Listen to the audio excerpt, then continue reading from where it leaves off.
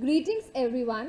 I am Jivisha Maheshwari and today we will see case study of JWD consultancy that will help us understand how to apply project management process group to a project through predictive or waterfall approach. This fictitious case will give you a better picture of IT project management. The first one is project pre-initiation and initiation. In project management, initiating includes recognizing and starting a new project. An organization should put considerable thought into project selection to ensure that it initiates right kind of project for the right reasons. It is better to have moderate or even small amount of success or an important project than huge success on a project that is unimportant. An organization may initiate IT projects for several reasons, but most important reason to support is business objective. As mentioned in the opening case, JWD Consultancy want to follow an exemplary process for managing its projects because its core business is helping other organizations manage projects. Developing an internet to share its project management knowledge could help JWD Consultancy reduce internal cost by working more effectively and by allowing existing potential customers to access some of firm's information. JWD Consultancy could also increase revenues by bringing in more business. Therefore, the firm will use this metrics, reducing internal cost and increasing revenues to measure its performance on the project. The next one is pre-initiation task. It is good practice to lay the groundwork for project before it actually starts. Senior manager often performs several tasks to lay the groundwork, sometimes called pre-initiation tasks, including the following: determine the scope, time and cost content of the project, identify the project sponsor, select the project manager, develop a business case for the project, meet with the project manager to review the process and expectations of the managing project. As described in the opening case, the CEO of JWD Consultancy, say Joey Fleming, defined the high-level scope of the project. He wants to sponsor the project himself because it was his idea. It was strategically important to the business. He wanted Erica Bell, the PMO director, to manage the project after proving there was a strong business case for it. If there was a strong business case for pursuing the project, then Joe and Erica would meet the review, the process and expectations for managing the project. If there was not a strong business case, the project will not continue. As for the necessity for the last pre-initiation task, many people know from experience that it is easier to successfully complete a small project than a large one, especially for IT projects. It often makes sense to break large projects down into two or smaller ones to help increase the odds of success. In this case, however, Joe and Erica decided that work could be done in one project that would last about 6 months. To justify investing in this project, Erica drafted a business case for it, getting input and feedback from Joe, from one of her senior staff members in PMO, and from a member of finance department. Notice that the following information should be included in a good business case: introduction or background, business objective, current situation, critical assumption and constant, analysis of options and recommendation, preliminary project requirement, budget estimate and financial analysis, schedule estimate, potential risk and exhibits. To officially initiate the project management intranet side project, Erica knew that the main tasks were to identify all the project stakeholders. The main outputs are project charter and a stakeholder register. Additional outputs that Erica found very useful for initiating projects were stakeholder management strategy and a formal project kickoff meeting. Erica met with Joey Fleming, the project sponsor, to help identify key stakeholders. For information that stakeholders are people involved in project activities or affected by them and include the project sponsor, project team, support staff, customers, users, supplier and even opponents to the project. Joe, the project sponsor, knew it would be important to assemble a strong project team and he was confident in Erica's ability to lead that team. They decided that the team members should include one of the full-time consultants with an outstanding record, Michael Chen, a part-time consultant. All the internal staff agreed to work upon the project and two client representatives were Kim Fyung and Paige Miller. After Joe and Erica made preliminary contacts, Erica documented the stakeholder roles, names, organization and contact information to what is shown as stakeholder register, a document that provides all the details identified project stakeholders. Because this document would be public, Erika was careful not to include the sensitive information such as how strongly the stakeholders supported the project and their potential influence on the project. She would keep these issues in mind discreetly and use them in developing the stakeholder management strategy. A stakeholder analysis is a technique that project managers can use to help understand and increase the support of stakeholders throughout the project. Result of the stakeholder analysis can be documented in a stakeholder register or in separate stakeholder management strategy.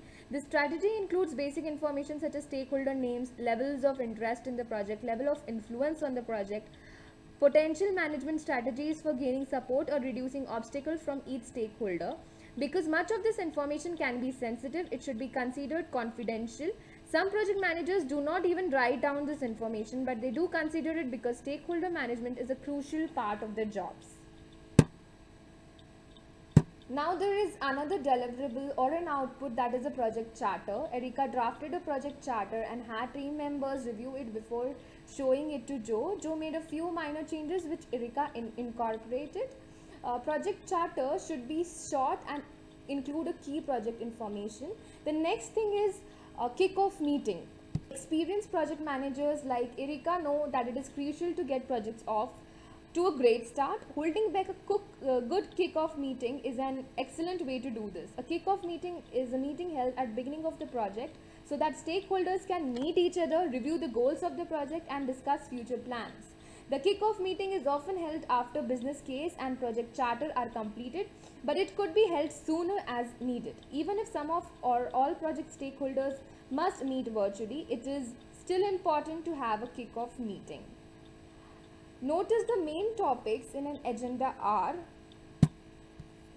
meeting objective, agenda, that is a list that shows the topics to be discussed, a section for documenting items, who they're assigned to and when each person will complete the action, a section to document date and time in the next meeting. It is a good practice to focus on results of meeting, which is why a good agenda has sections for documenting action items and deciding on the next meeting date and time. It is also good practice to document meeting minutes, focusing on key decisions and action items.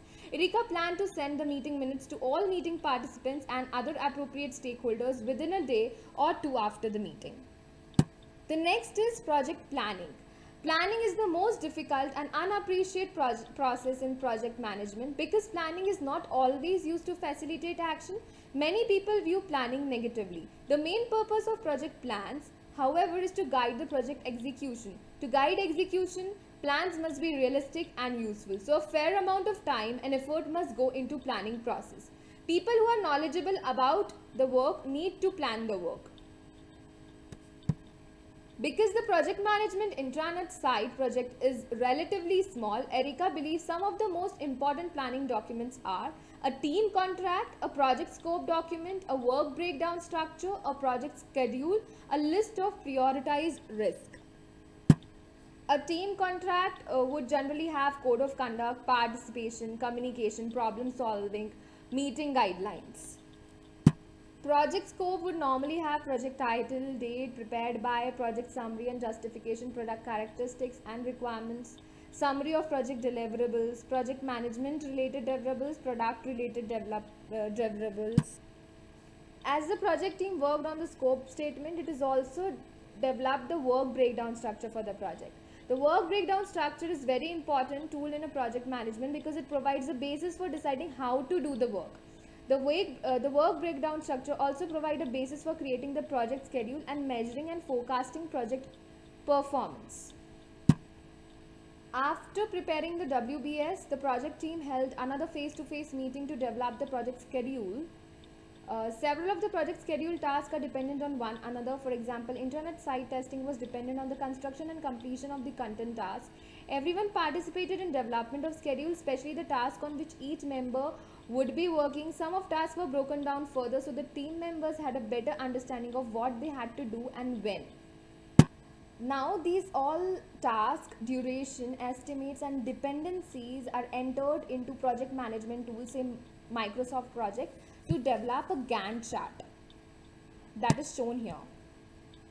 examine this Gantt chart. The baseline schedules project a complete date of November 1.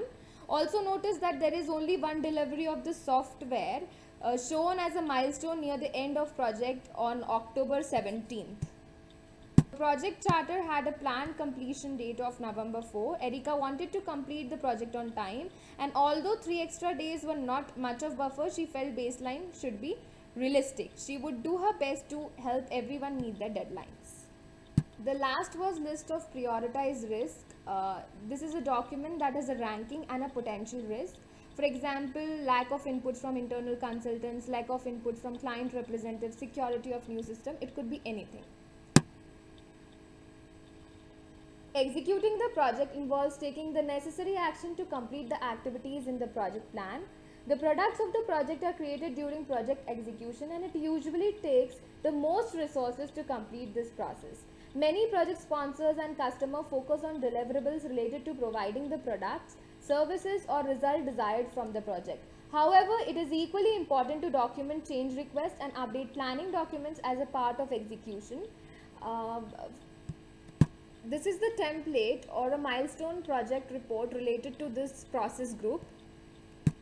Erica kept in mind that Joe, the CEO and the project sponsor, liked to see progress on project through milestone reports. He also wanted Erica to alert him to any potential issues or problem. Erica met with the most of her project team members often, and she talked about Joe about once a week to review progress on completing milestones and to discuss any other project issues. Although Erica could have used project management software to create milestone reports, she used word processing software instead because this project was small and she could more easily manipulate the report format. The next process group is project monitoring and controlling. Monitoring and controlling is the process of measuring progress towards project objectives, monitoring deviation from the current plan, and taking corrective action to match progress with the current plan. This can be done like here in the case, project team members submitted a brief progress report every Friday to show work performance information. They were originally using complete template for progress reports, but Erica found that modifying the old template, she received better information which then helped her team to work more effectively. The last is project closing. The closing process involves gaining stakeholder and customer acceptance of the final products and services and then bringing the project or project phase to an orderly end. It includes verifying that all of the deliverables are complete, and it often includes final project report and presentation. Even though many IT projects are cancelled before the completion, it is still important to formally close and any project and reflect that who can be learned to improve future reports. As philosopher George Satyanarayana said, those who cannot remember the past condemned to repeat to it. This figure provides table of contents for the final project report. The cover page includes the project title, date, team member's name. Notice the inclusion of a transition plan and plan to analyze the benefits of the system each year in the final report. This can be later stored for other consultancy to use as desired. So this was end of how to manage a project using predictive or a waterfall approach. Thank you.